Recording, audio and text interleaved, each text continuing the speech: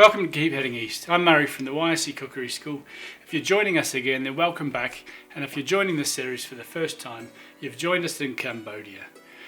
You can check out the main introduction to this series by clicking the on-screen link in the cards, or follow on to the link in the description below for our free PDF cookbook with all the dishes that we'll be cooking during this series.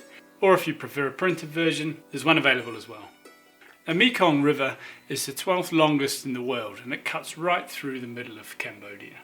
The capital, Phnom Penh, is on its riverbank and at the junction where two other rivers meet, the Tony Sap and the Bassac. The Tony Sap River connects the Mekong with the Tony Sap Lake, or the Great Lake, which acts as kind of a liquid heart of a natural reservoir for which the entire Mekong River system is based. It kind of regulates the flow of huge volumes of water, allowing safe passage of a huge number of freshwater fish. The lake itself is believed to have more fish than any other lake in the world. And when the rainy season begins at the start of the Khmer New Year, which is in mid-April, the region becomes inundated with monsoonal rain, and Cambodia turns into a vast ocean of rice paddies.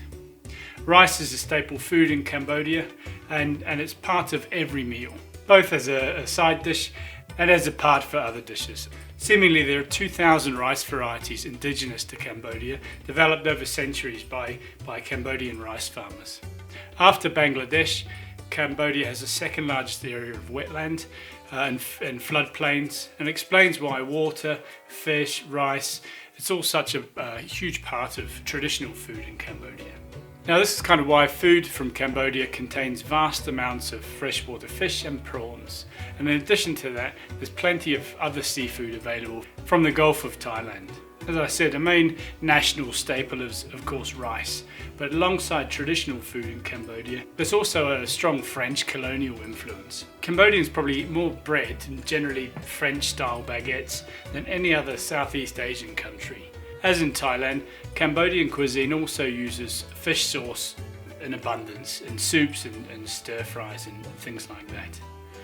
Coconut milk is the main ingredient of many Khmer desserts and curry dishes known as curry, and that sort of shows its ties with Indian cuisine.